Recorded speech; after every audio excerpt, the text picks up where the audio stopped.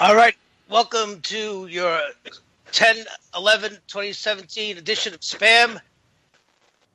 Frank, is Andrew here, or is he having parental problems? I guess not.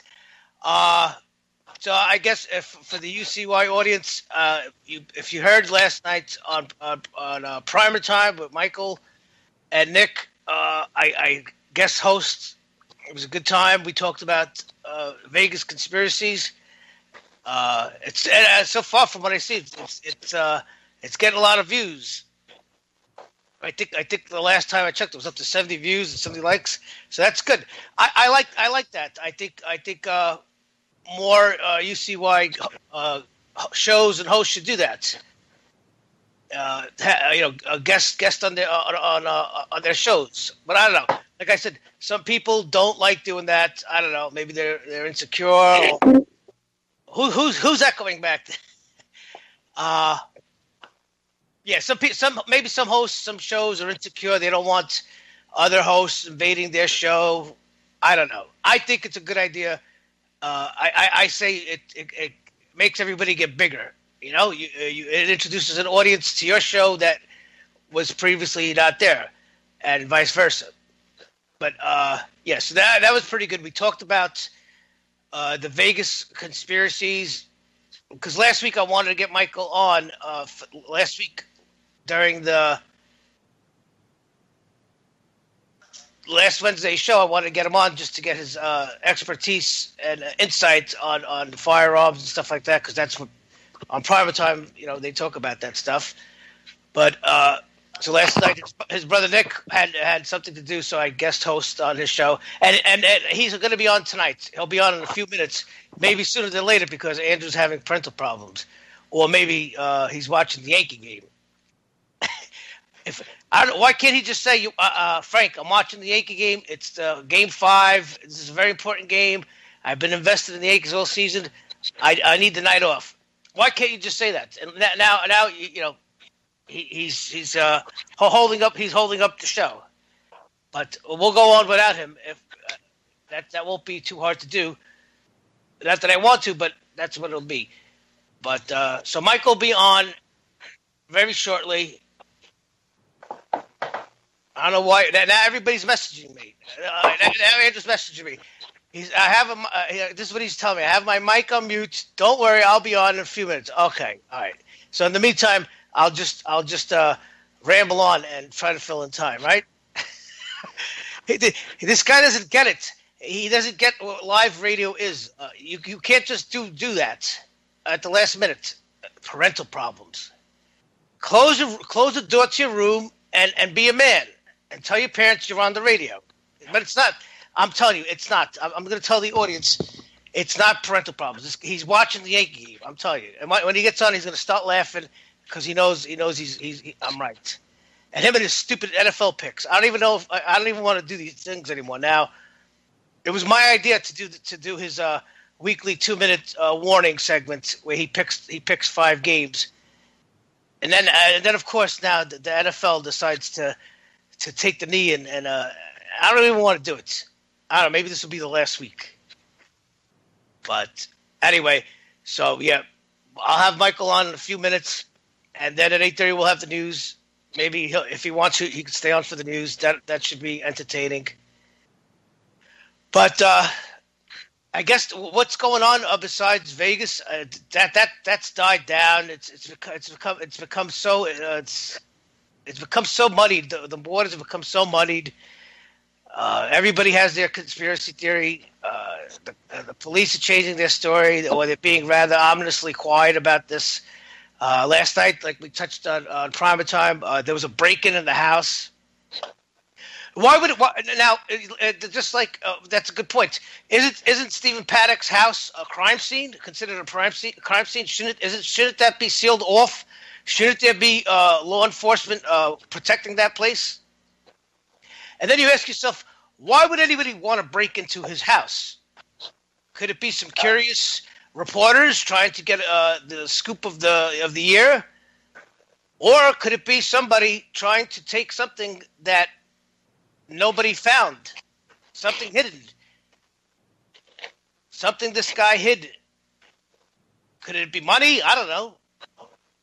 Could it be some damning evidence?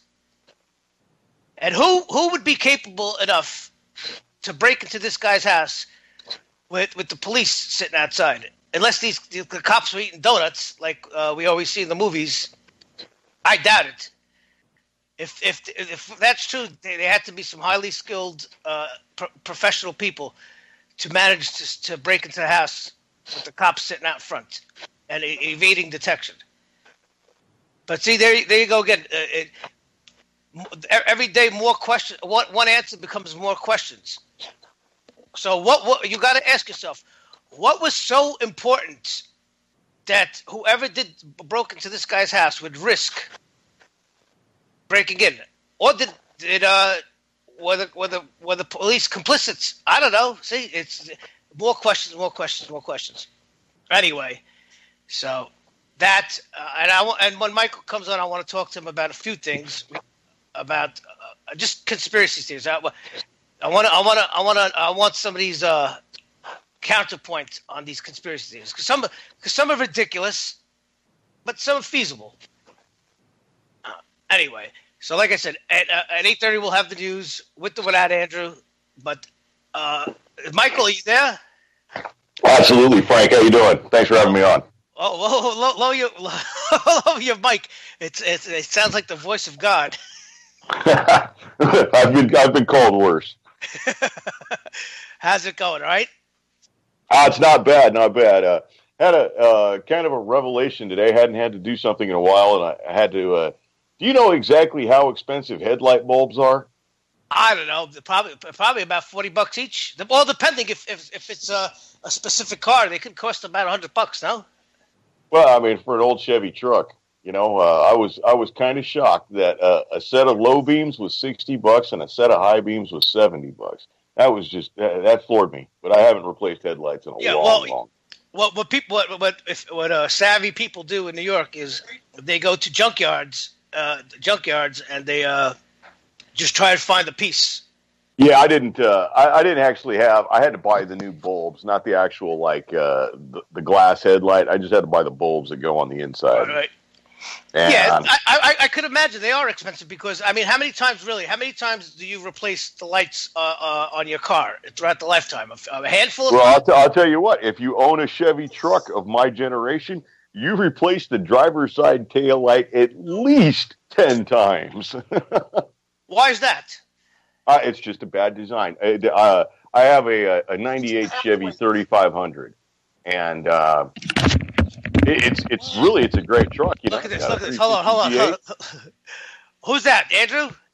Yes, Frank, I'm here. Andrew, I do.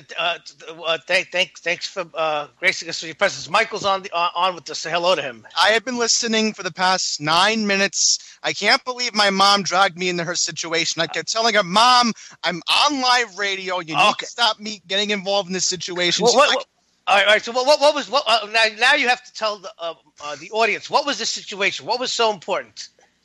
It was very personal. What's personal? What? It's a personal mother-son thing I cannot talk about on there. That sounds creepy. I don't know. No, not the type of creepiness you would think of. All right. Andrew, did you hear? My mom's listening to this. She actually has us on the radio. I want to put her on. She won't come on the radio. Nah, she has to get ready for work tomorrow. Okay, yeah, all right. Okay. Andrew, did you hear my fabulous appearance on PrimerTime last night? Yes, I was surprised to hear that you were on live radio. You No, I was on a different show. Michael. Yes, it was fun. It was fun. Yeah. Me and Michael have good chemistry, and I saw the numbers on YouTube. That's doing pretty good, right? I think it was up to like over 70. Yeah, 70 is excellent for us. Hell, yeah. I think if we get 100, we get a free box of ammo or something for CCI. No, well, listen, those the UCY archives on YouTube. They're not expected to do a lot of views because they can't get promoted. That's the way YouTube works. Because I have a YouTube channel, you have to pay a daily budget to get your episode of video presented in front of people. And second of all, the titles are not what people would search for unless you search for that specific title. Or you're familiar with the show. There's no way possible that's going to pop up on somebody's YouTube feed. You know what I'm saying? Well, I think we end up, just network wide, we end up covering subjects that are what they say are, not advertiser friendly. Oh yeah. And here's something else that's even messed up. Whenever you subscribe to a channel, lately they make you push the bell notification to literally find out when somebody uploads. Right. And that really bugs me. Well, yeah, they just make it harder. And listen, that goes without saying. On YouTube, unless you put restricted off, half the videos will not show.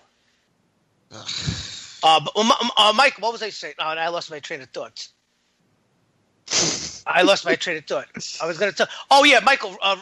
He actually commented on one of my YouTube videos where I made a little episode about Bobby the Brain Heenan, the wrestling manager that passed away last month. When I was a kid, Bobby the Brain Heenan was he was like the best part of Saturday. Between him and Roddy Piper, that was the whole reason to watch wrestling, because not only was the wrestling going to be fun, for like a 11-year-old kid, but they would say something absolutely hilarious. Humanoids and ham and eggers. He said something. I remember it was. I can't remember who it was, but it was some sort of like big guys, like regular wrestlers versus midgets, and it was like I don't know, like 6 against 2 or something like that. Like Hornswoggle. Way before that Hornswoggle guy. I mean, I don't even think the midgets actually had names or anything. But one of the regular sized wrestlers ended up like giving this one midget just charged him and hit him with the shoulder. And Bobby the Brain Heenan was the special commentator for that, and he said something like, "He harpooned that specimen." Oh my God, that's like the funniest thing. I mean, like that's a joke between me and my brother to this day. I mean, that's like 30 years ago. That's funny. Oh yeah, he was right. Listen, speaking of him, he could have been. We'll get a little to the rest of it. He could have been in Hollywood, and that's what he wanted to do. If you go on Google, he actually did a show. He would guest with Bob Costas late at night, and I mean, he was amazing. He could have been a bad guy in some sort of sitcom or something, some sort of like cop TV show. He would have been an excellent bad guy. Hold on. Obvious the World Wrestling Federation here doesn't listen to me, and they don't care about me. Yes, I am a gifted athlete and a wrestler, but I don't particularly care to wrestle, and they know that. The whole thing is between Andre and the Hellbilly and Studd and Bundy. And just because some goon is 7'4" and 500 pounds, and some dumb hick from Mud Lick put their two heads together with an IQ of 10, they want me in the ring. They want to get their hands on Studd. They want to pick up that money for a slam. They want to get rid of Bundy because they're jealous of his size and massiveness. And they want to get rid of me because they're jealous of me. My whole life, everybody's been jealous of me. Everybody's been worried about me my whole life. They've done this to me. They've done this to me. You call me Weasel either, pal. No, I didn't. I said you're paranoid. No, you called me Weasel and I heard you. I said you're trying to weasel out of this match. No, I didn't try to weasel out. I just don't want to have anything to do with this match. I want to sit down in that chair. I want to guide my men. I don't want to get in there. I don't want some guy 7'4" putting his dirty, filthy hands on me. I don't want some hillbilly putting his dirty farm hands on me. But I'm going to tell you what's going to happen. And you think it's a handicap because there's 2 of you against 3 of us. It's a handicap in your part. Because, Andre, you were carried out of Maple Leaf Gardens in Toronto. And Hillbilly Jim, you thought you stole the Manager of the Year award from me and gave it to Albano. And you didn't, because I'm Manager of the Year. And they carried you out of there, too, after that. They carried out Albano. And I'm going to guarantee you something. Thursday, on the 12th of December, they better not bring any ambulances there to the Oakland Coliseum. They better bring some big dumpster trucks where they haul the garbage out. Because that's what they're going to carry Andre out of there with, and the Hillbilly. Because Stud and I and Bundy are walking out of there. And don't you call me Weasel. Somebody just call me Weasel here. Somebody call me. There you go. Wait, who was that? That's the golden age of wrestling right there. Wait a minute. Who was that? That was from 1985. That was Bobby the Brain Heenan, man. I was 13 when that happened. That was probably. I mean, that was like the greatest wrestling ever. I mean, that's when it was. That was awesome. You're at that age, you kind of believe that it's kind of real, and I mean, that was when cable TV was first coming out, and we had cable TV, and my best friend had satellite TV, and his dad had like 4 VCRs, and we would like record all the wrestling, and then like we'd get together and just make like one gigantic videotape of nothing but like the best hits and the best, the best moves. Listen, and if you listen to that, it's good, it's great because it feels authentic. It's not politically correct. And that's we'll get off. And that's what made it great. Yeah, and today you don't get that. You can't get any on any TV. To be honest with you, I haven't watched any professional wrestling since. You'll never hear anything like that. Insults like that. Farmhands. Who broke his leg on TV? I can't. It wasn't. Was it Lex Luger? Who broke his leg? Who broke his leg? I can't remember. It was like a Monday night. It was like on a Monday night. Oh, you're talking about Sid Vicious. He jumped off the top rope. Sid Vicious. It was Sid Vicious, and he broke that leg inside that tall boot that went up to his knee. He broke that right in the middle of that thing. I was watching that, and I think that was the last time I watched professional wrestling. Yeah, but anyway, but just getting back to the point of YouTube flagging videos. When I uploaded that video, you know what the title said? It said Bobby the Brain Heenan passes away, whatever, and I wrote the date. And it got demonetized, and it got flagged for shock content. And it said I could review it. So I changed the title to, instead of passes away, I wrote R.I.P. And they let it go. But, I mean, what's so shocking about passes away? Everybody passes away. Because everybody is politically correct, and all those morons over there at Google are trying to make sure that whatever doesn't sound politically correct could not be posted on YouTube anymore. I don't and it will violate the community guidelines. I don't know. All YouTube is doing is committing suicide. All right, real quick, Andrew, 2-minute warning. You were at 5-5 last week. You went 2-2. You lost with Carolina, Detroit, -3. That was a tie. You hit with you lost with Kansas. You lost with Kansas City. The only game you hit was with Green Bay and Baltimore, and you picked KC and Houston twice. So your record is 2-2. All right. You want to give the audience? Like I said a million times, I don't know if you heard me. I don't like this segment anymore now with the NFL controversy. I don't know. Yeah, but the thing is, I still watch Red Zone. Like, nothing's ever going to take away from me watching Red Zone. Like, that's my number one thing I do on Sunday. So let me ask you: would you stop watching the NFL if the San Francisco 49ers suddenly, like in the spirit of fairness and openness and inclusion, had transsexual cheerleaders? Would you continue to watch the NFL? To be honest, the only reason why I would not watch the NFL is if they ever did something anti-Semitic. That's it? That's it. So if but that's never going to happen because everybody who it's kind of like a Jewish-run organization. All right. Let's not get to Holy War. All right, Andrew, real quick, we're running out of time already. Give you 5 picks for next week. All right, cue the soundbite. I don't have the soundbite. I can get it. Hang on, we'll take that come one. On. We're running out of time. We're not running out of time. I can make it happen. I have the soundbite. It's easy to find the 60 minutes clock. Everybody knows what the 60 minutes clock is. Don't you watch 60 minutes? Yeah, if my throat wasn't hurting, I'd do it. God, hurry up. All right, ladies and gentlemen, here we go. It's officially a new week. All right, so as reviewed by Frank, last week I went 2-2. So here we go, brand new week. Tomorrow night we got Carolina playing the Philadelphia Eagles. Give me Carolina minus 3 points because they are at home. Now, the Houston Texans. This is a laughingstock of a game, and this is my secure lock of the week.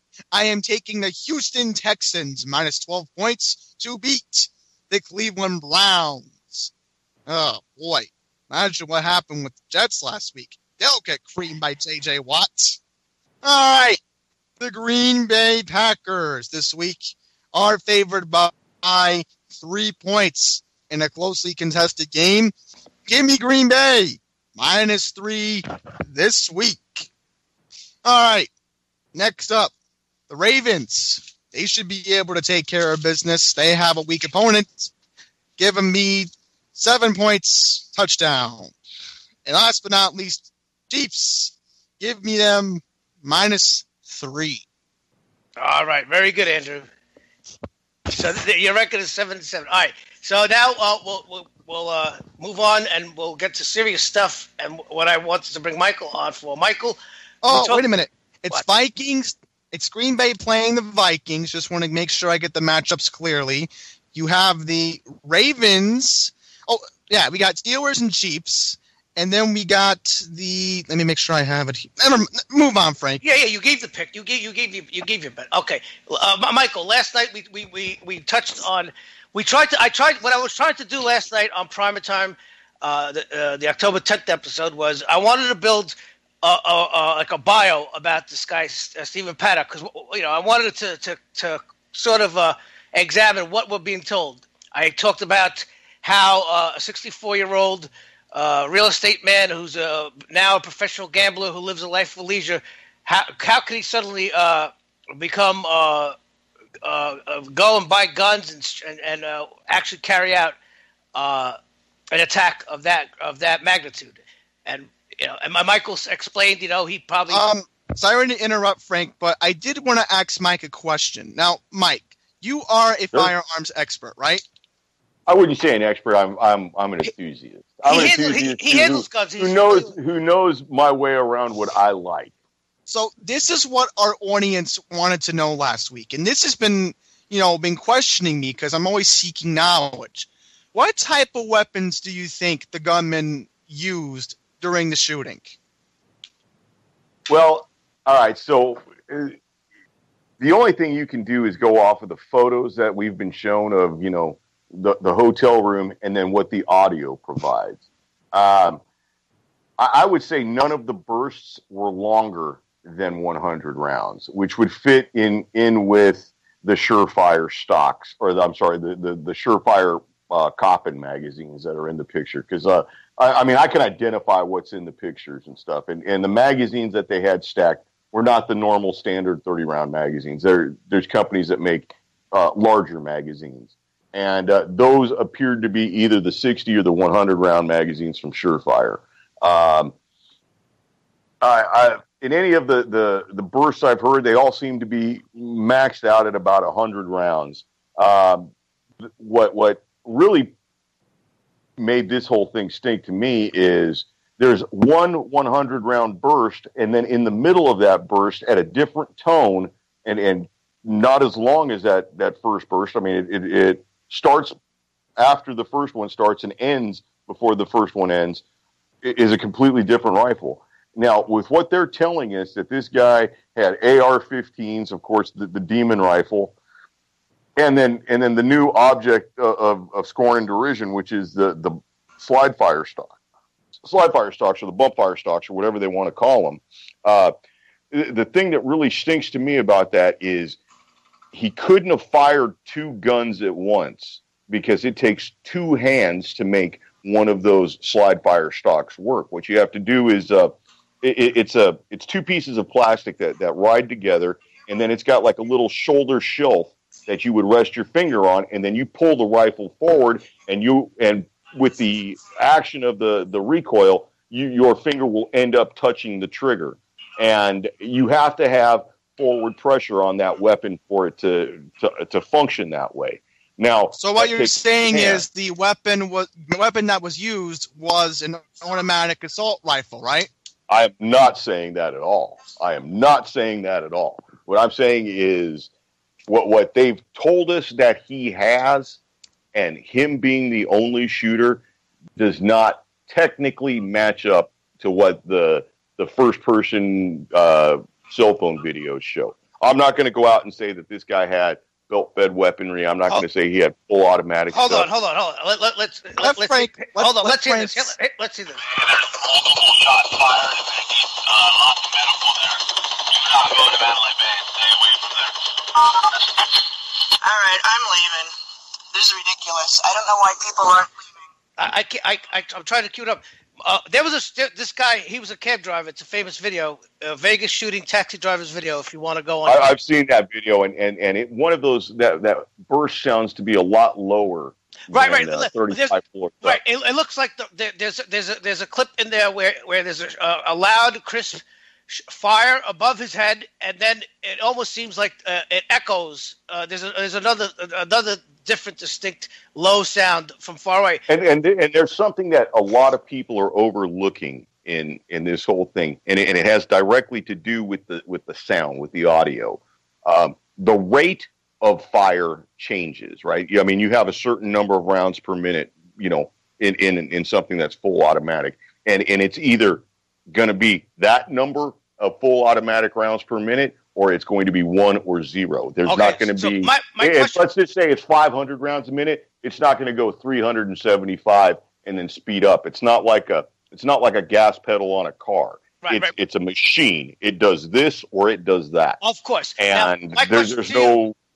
My question to you is: could there's an explanation being thrown out that the echoes from the buildings could have played tricks with the sound of the gunfire? That is a distinct possibility, but you can make out echoes versus the second rifle. The echoes are number one going to mimic the exact number of shots and will be a certain amount of time afterwards. Right. But when you've got that going on with that first burst and the echo, and then you've got the second burst that's shorter, and in the middle of that burst, that's not an echo. That's a completely different rifle. It's got a different tone. It's got a different report, and it starts after and ends before. Okay. So, all right. And then I want to get to this. The other conspiracy theory is that Stephen Paddock was an arms dealer. And so I don't buy into this, that supposedly he was an arms dealer. And one conspiracy theory is that he was there to sell guns to ISIS or terrorists, and the deal went bad. The other is he was just an arms dealer working for the FBI or CIA, and he just snapped and started carried out stack. Do you think this guy could have been an arms dealer to explain his wealth? If he was an arms dealer and he was selling firearms that he put in his own name, number one, he's a very bad gun dealer if he's trying to sell to nefarious types. But number two, there's not really the opportunity to get a significant amount. And honestly, like if he did sell them to ISIS, and ISIS would, Yeah, but where did they go? What did they fly? What did they escape on their flying carpets? Well, were the rifles to stay in the United States? Because I'll tell you straight honestly, unless you own that plane, you're not getting those rifles out. And the only people that would be at that area that own that plane would be like the Saudi royals, because you got to remember, it could have been to carry out an attack in the United States. Quite possibly. But I don't buy to that. Still doesn't make a whole lot of sense, because if this guy he's that wealthy, he's got that much business acumen. At some point, he's got to know, because he filled out the yellow 4473 form, that they know who bought what. Okay, so that's not good. Okay, the next one, the note that was found on his dresser or whatever that was, it wasn't a note explaining why he did it. It was actually more like calculations of trajectory, distance, the rate. We can't say that for sure because all we've been told is that it's a series of numbers. Okay. Now that's honestly, like the calculation of trajectory and stuff like that. That's something that you would do with a single shot rifle. Right, sniper. Okay. You wouldn't necessarily do that with something where you are dumping a lot of rounds. Right. Because it's all about, like your steadiness. And I mean, accuracy is, there's several factors into accuracy, but being steady and being able to keep that barrel on target. And you got to realize that even if it moves, an eighth of an inch at the end of the muzzle, if you're shooting 700 yards down range, that's a good long distance you're going to miss by. Right, but why is he concerned about accuracy? He was shooting at a mass target, a big target. That's why it doesn't make any sense to me, that sort of thing. And then he had different kind of sights, and he had different scopes on these rifles. And these rifles, with these scopes, I mean, this guy he didn't go to Kmart and get all this stuff. This is not bottom end. He spent some money on this. Okay. And now my question is a built-in compensator for that. It's called a BDC, bullet drop compensator, and that's you kind of determine your range, and it'll show up in the scope. Now my question is, since we tried to, who's making that echo? I am sorry. All right. I want to ask him a question since we said he was a novice accountant, whatever. Could he do that by himself? Come up with these calculations by himself? If the story is that he just started getting into guns 2 years ago, I would find that to be highly suspect that he's starting to calculate bullet drops and things like that. Okay. And he wouldn't use that any kind of calculations that he would make if he's using something to dump a lot of ammo. What those calculations are for is for somebody who's got a rifle that's a single shot, like a bolt action rifle, a target shooter. Right. He was not target shooting. I mean, he was shooting at targets, but he was not a target shooter. Okay, so that piece of evidence is very fishy. All right, the next one is it was reported that he disabled the cameras in the hallway and on the 32nd floor in the proximity of his entrance to watch anyone coming in. How do you been to Atlantic City or to Las Vegas? You can't walk into a casino and whisper to anybody without somebody noticing you. There is the eye in the sky, and then there's eyes on the ground all over the place. The minute that somebody lost a camera feed, there would have been people dispatched. Right. So I don't know why they would announce this. That's crazy. How could somebody of this man's background, if it's true, disable cameras in the hallway or rig them to go to so he could view the cameras on his laptop to see who's coming in and out of the who's coming in down the hallway. That's crazy. Yeah, it doesn't make sense. I mean, it turns this guy into like some sort of Superman. Yeah. Or for that to be true, this guy would have had to have had help from the entire security branch of the Mandalay Bay. There's a YouTube channel that's fairly interesting. It's called Bombard's Body Language, and it's a woman who she's got a very pleasant voice, and she analyzes people's body language, and she has spent a good amount of time on the sheriff in Las Vegas who gives the updates, and she analyzed the brothers' interviews, and those are worth watching. Those are and you notice the FBI. The guy in the back that is, honestly, I kind of think that sheriff is speaking as if he's holding something back, and almost as if he's speaking at gunpoint. He to me, he looks like somebody who knows that he's he's telling a lie. They're not telling. They're not giving away the whole truth. And also, what was reported was that there was tons and tons of Antifa literature found in his room, ISIS literature found in his room. I don't know. Is this just to paint? To me, that sounds goofy because, like, immediately out of what is it, SITE Institute, and with Rita Katz out of, I don't know where she's from, but she's one of those people who got like Bin Laden's tapes before the CIA did. Right. Kind of BS, but she was the person who said that he was an ISIS member, and I'm thinking, okay, so here's your 64-year-old white guy who's, number one, he's got bacon on the receipts for his food. He's gambling, which is most haram, and he's in a place with loose women and, honestly, alcohol all over the place. Well, that violates all the tenets, right? Well, that fits the exact profile of the 19 hijackers on 9/11.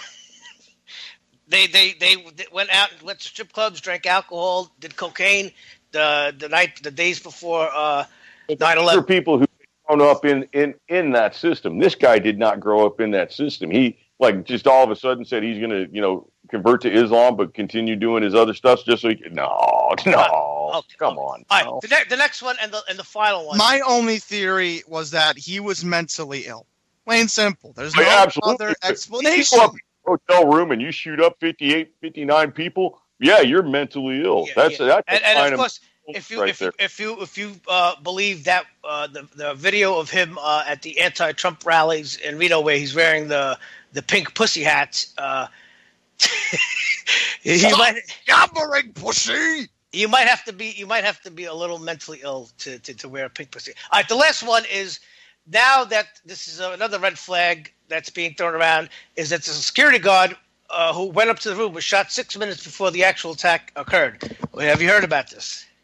I've heard about that, and that, to me, that's another one that doesn't make sense because why? All right, so every hotel in Vegas has its own security guard, but I will tell you this straight up: there is no hotel, no casino in Vegas that somebody will be shot, and it will take more than 6 minutes for a cop to get there. Somebody is shot, and a cop will be there within 2 minutes. I'm telling you, there is a cop within 2 minutes of every casino in Las Vegas. They're not sitting at a 7-Eleven 12 miles away and have to drive through traffic. They are there. Right, and if there was a security guard dispatched to the 32nd floor, would the control room in the hotel, the security control room, would have had an eye on that 32nd floor? Absolutely. I mean, look, every inch of Las Vegas is covered by CCTV. I think only Beijing and London have more cameras per square, camera coverage per square inch or something like that. And especially inside those. So does New York. We have a lot of cameras here. That's a shame. You should roll around with a can of black spray paint. Yeah, Michael. They installed these big towers at entrances on the tolls. And supposedly these the MTA is mom. They're playing stupid, and supposedly these towers could have facial recognition. They have X-ray technology where they could X-ray vehicles for radiation, heat, even pick up I don't know. I read somewhere that on just think about this. They put all this money and all this effort into the technology to, number one, that usually only results in red light tickets or busting some kid selling weed at the mini. And every one of these great big huge events that's an earth shaking and causes us to have this national discussion and blah blah blah and the media outrage and all that. Not a single one of them has any sort of videotape proving what the official story is. Right. There's no videotape of Sandy Hook, and I'll tell you what, every school in the United States has cameras. Right. Every school. There's no video of the guy in San Bernardino, the Muslim dude that shot up everything. There's no videotape of that. Well, maybe there is. They just never release it. Just like the Pentagon. Why would they not release it? Exactly, just like the Pentagon. The most expensive building in the United States, and we don't get any kind of like video camera. Oh, right. Video. Right. Of course. All right. So if it doesn't fit the official story that we're being told, that means we're being lied to. Yes, or at least not being told the whole truth. Okay. Michael, do you want to stay for the news? Absolutely, I'll stick around. All right, Andrew. All right, this is going to be okay. We can't hear you. 20 minutes of news. Can you hear me? Yes, go ahead, Andrew. All right, so we're starting the news 10 minutes late, and of course the headline has been going around since last Thursday, and that is, of course, the Harvey Weinstein sex scandals that have been transpiring. Multiple women have come out, including Gwyneth Paltrow, and also, Angelina Jolie, my bad. But today, we have breaking news that came out from TMZ at 6 o'clock tonight, and that was, of course, Harvey suicide worries are leading cops to California. And this is, of course, some reports from the Los Angeles Daily News and TMZ, so I'm going to read what is on the teleprompter. Andrew, you're cutting in and out. How come I'm cutting in and out? Now you sound good. You got too many things going on. I don't. I have 2 apps open. Okay, come on, let's go. We're running out of time. I have to read this, please. Thank you. So, Los Angeles police responded to his 22-year-old, her name is Remy, at 10:37 local time, so that would be 1:37 Eastern, after a 911 caller claimed a man at the address might be a danger to himself. The report here says that was acting suicidal.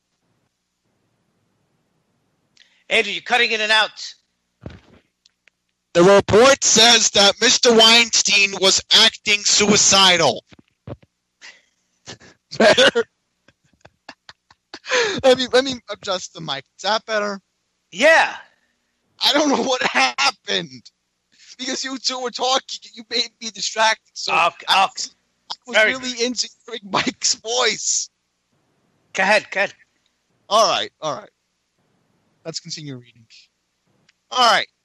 So, a quote from a reporter claims that Mr. Weinstein yelled, "You're making it worse," before flagging down a random vehicle driving past begging for a ride.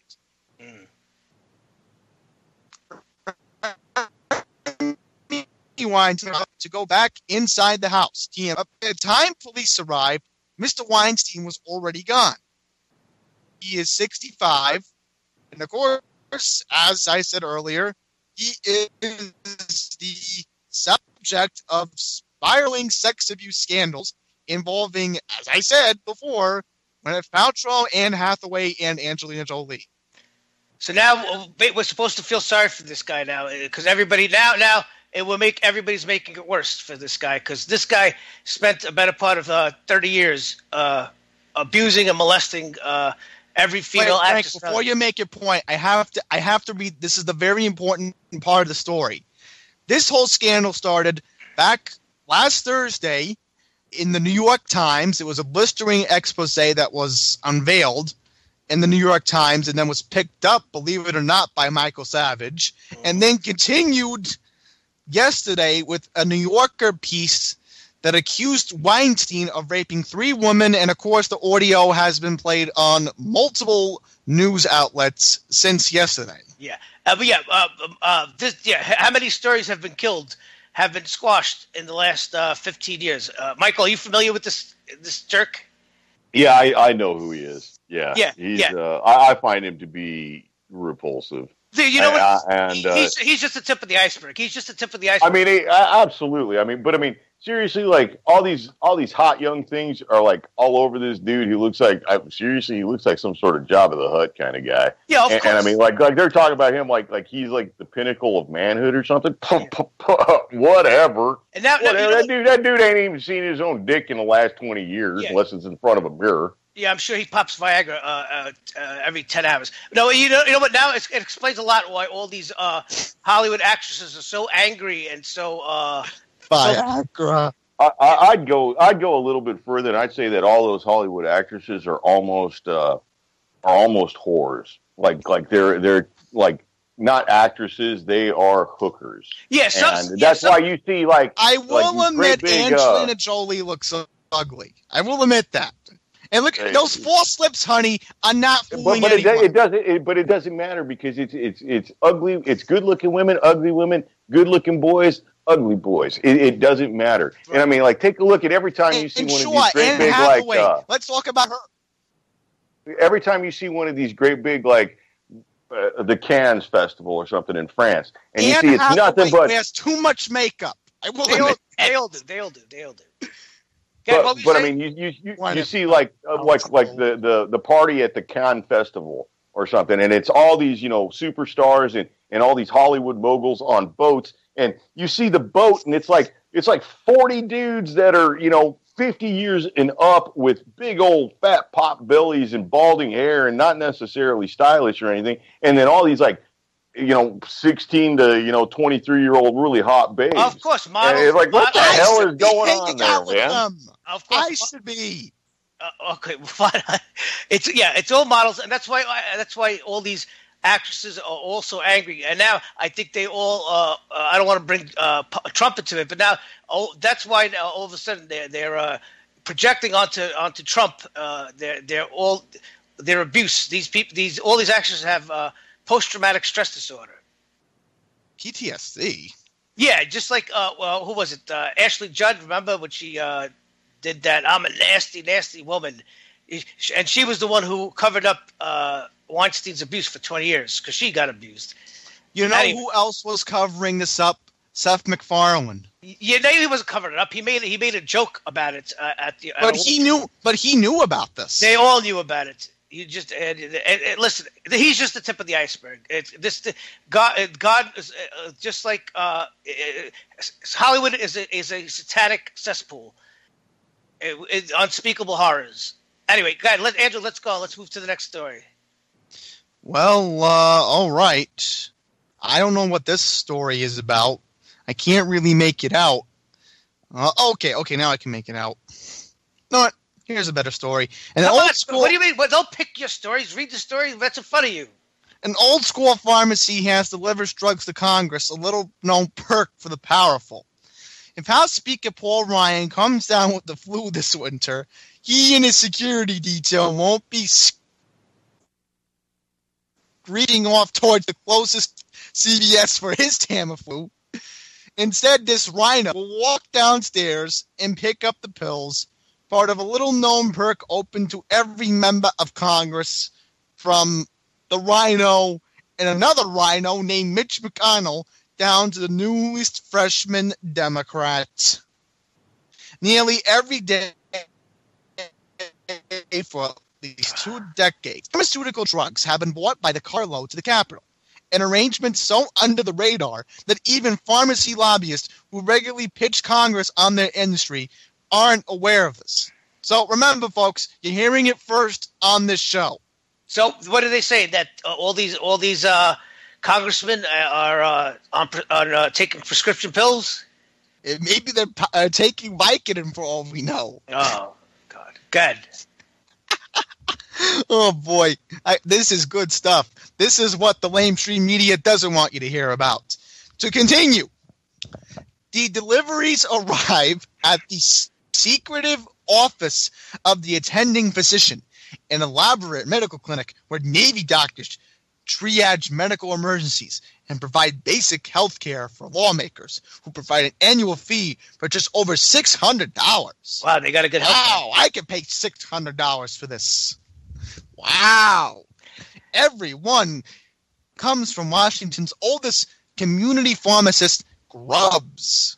Frank, what are you going to say?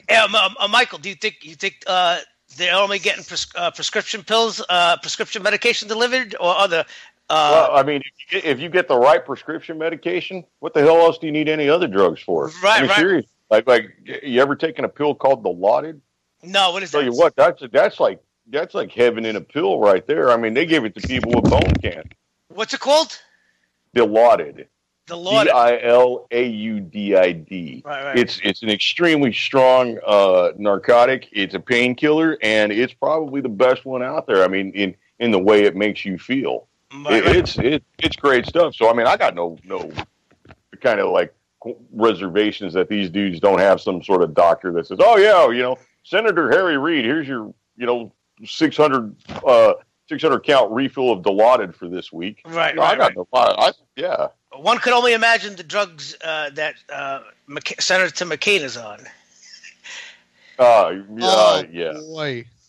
Oh boy! All right, Andrew, do you have another story? Yes, I have a story.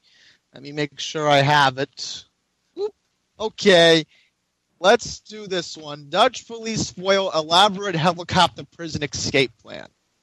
A man was shot dead and several others arrested while allegedly trying to save a prisoner from jail in a brazen escape plot that included plans to use a hijacked helicopter. Dutch police said yet today. Amsterdam police, during an investigation, suspected that there was a plan afoot to spring a prisoner from jail in a southern town, Roermond. Oh, Roermond. Definitely sounds European. Andrew, you're cutting out. Why did I get cut out? I don't know. Your sound keeps like you're ruining this. Come on, read the stories. However, the plan was foiled, the police chief said, without giving further details. Dutch media reported that a man believed to be in one of the accomplishments was shot dead near Roermond, 21 miles north of Maastricht, after a police chase. Three other suspects were arrested. Ooh. Now, how could this? I don't understand. How could anybody even dare attempt to spring a prisoner from jail with a helicopter? This sounds like something out of a James Bond movie. I honestly don't know. I really do not know. I mean, think about it. This is what you hear about in the movies all the time. That's what I just said. Well, I mean, if you're gonna do something like that, you go big, right? Yeah. I mean, you shock the hell out of them. Nobody's expecting a helicopter to land in. That's why you use a helicopter. That makes sense. That makes sense to me. Shock and awe. I mean, it's way better than trying to crash crash a Mercedes through the gate. I mean, it's far more effective. Oh, it says here that the prisoner is believed to be a member of the capital's so-called Morocco Mafia. Drug gangs of Morocco and Antillean origin. The gangs are known to fight among themselves to control the city's lucrative drug market, particularly cocaine, which has resulted in more than 20 assassinations. Well, yeah, all right, so these guys probably have boatloads of money, and they could afford a helicopter to spring their boats. Oh, it must have been stolen from bank robberies. or drugs. All right. Hey, Andrew, read. I want you to read the story about the drone. No, I got a better story. This is a good story. I want you to hear this. Okay. It's a good story. You're gonna like it. It takes place in Brooklyn. Here we go. Over the last weekend, a man who put belligerent racism on full display on a New York City subway train found a lot. This joke's gonna be funny. Found a lot of more than he bargained for on Saturday afternoon last week. A man identified as Paul Lawson began spouting racial slurs on a Brooklyn-bound L train as he held a can of Bud Light Limerita, according to a bystander, and of course another video obtained by Gothamist. Oh, I read about this. There was some drunk guy was on the train, and he started being belligerent, and he started using the N-word. Is that what it is? That's what it is. Well, come on. That's nothing new. What's so great about that? We see that's child's play in the New York subway. Michael, have you ever been on the New York subway? I've never been on the New York subway. I've been through New York twice. Once I drove over the the George Washington Bridge on my way up 95. And then once I landed at LaGuardia and I took a cab to a hotel and I took cabs to the 2 job interviews and then back to the airport, honestly, because I couldn't afford anything else because every one of them cab rides cost me like $120. Yeah, well, the New York City subway is for its price the cheapest thing. You could take a train anywhere to the city within about half hour, 45 minutes, depending on the destination, for like under $3. Again, my subway ride normally takes about 25 minutes because I'm leaving from Queens on Union Turnpike and heading to Rockefeller Center. It's anywhere. But my what does it cost for the ride? It's $275. Well, I have reduced fare, so it's $135 for me. All right, yeah. What is it normally? It's less than $3 a ride. $275. Yeah. Listen, you could take that anyway. It's cheap. But here's the but. Is that $275 a ride, or is it $275 all day? No, a ride. But you could get they did away. They used to have a daily pass for $5, but anyway, it averages out to about $250 a ride. But my point is, it is cheap and you can get there quick. But even though now today in 2015 the subways are much better, I mean, in the past it's like when you went underground. It's like you could expect anything. You could expect anything could happen. There was homeless. Well, I remember the Bernie Getz situation. You know. Yeah, I totally remember that. Yeah, that was. Yeah, that's. Well, I have a story. You know, today when I got off at Rockefeller Center, they kept the train waiting for 5 minutes because there was too much train traffic going towards Bryant Park. That always happens. What I'm talking about, running into weirdos in situations. In the 80s and the 70s and 80s. I've been jumped. Yeah, there was always that was the problem in the 70s and 80s. People were getting. Happens today again. I got jumped. I know. But let me finish. There's a possibility of getting robbed if you. That could happen anywhere. It's scary because you're alone, and then there's homeless people. Sometimes in the morning, there's some homeless guy who's probably hasn't taken a shower in 2 years. It's like a feral. It's like a feral human. And the stench is so putrid that nobody could even go into the car. Things. I've had that happen to me on the E a lot of times. Yeah, it's like when you go on the New York subway. Now it's like I said, it's not that bad today, but in the past, this is completely a problem of not having a concealed weapon permit. Because I'm telling you, that kind of crap does not happen here. It does not happen. You could have some idiots acting up on the train, and then you're trapped underground. It's crazy. All right, so let me ask you. You remember the Bernie Getz thing? Well. Very quick. We're running out of time. Yeah, Bernie Getz. What was the demeanor? How did the demeanor of people change after that? Was there like were the muggers afraid? No, were the normal people empowered after that situation, or did it just continue? No, you're right. Criminals were scared after that. It was a wake-up call to criminals, and people felt that Bernard Getz was right. But the law is the law. Anyway, it's ding, ding, ding, ding, ding. The show is over, everybody. Thank you for listening to Sports Politics and More. Follow me at Andy's Randomness. Follow Frank at EAZZ34 on Twitter. Until next week, everybody, take care.